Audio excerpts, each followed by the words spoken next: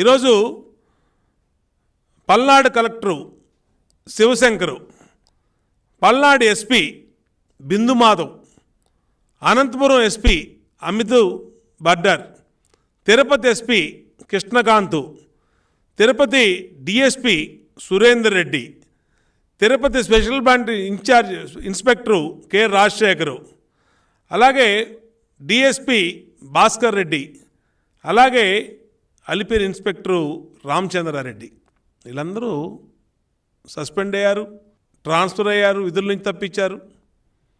మరి ఏది మీకు పనులు చెప్పి మిమ్మల్ని ఒత్తిడి తీసుకొచ్చి మీతో అడ్డగోలు పనులు చేపించినటువంటి జగన్మోహన్ రెడ్డి ఏమో లండన్లో ఫ్యామిలీతో ఉన్నాడు, సజ్జల రామకృష్ణారెడ్డి హైదరాబాద్ పారిపోయాడు, ధనుంజయ రెడ్డి ఎక్కడ పారిపోయాడు ఎవడికి తెలియదు.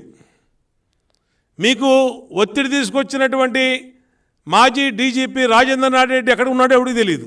మిమ్మల్ని ఒత్తిడి తీసుకొచ్చినటువంటి పెద్దిరెడ్డి రామచంద్రారెడ్డి ఎక్కడున్నాడో ఎవడికి తెలియదు. పిన్నెల్లి రామకృష్ణారెడ్డి సోదరులు పారిపోయారు. చెవిరెడ్డి భాస్కర్ రెడ్డి ఎక్కడ పారిపోయాడు ఎవడికి తెలియదు. కరుణాకర్ రెడ్డి ఎక్కడ పారిపోయాడో తెలియదు. గోపిరెడ్డి శ్రీనివాసరెడ్డి ఎక్కడ పారిపోయాడు ఎవడికి తెలియదు. ఏరి మీ పనులు చెప్పి మీతో అడ్డగోలుగా చట్టాన్ని అతిక్రమించి పనులు చేయించినటువంటి వీళ్ళందరూ ఏమైపోయారు? జగన్మోహన్ రెడ్డి ఏమైపోయాడు, సజ్జల రామకృష్ణారెడ్డి ఏమైపోయాడు, మొత్తం ఈ బ్యాచ్ మొత్తం ఎక్కడికి పారిపోయారు?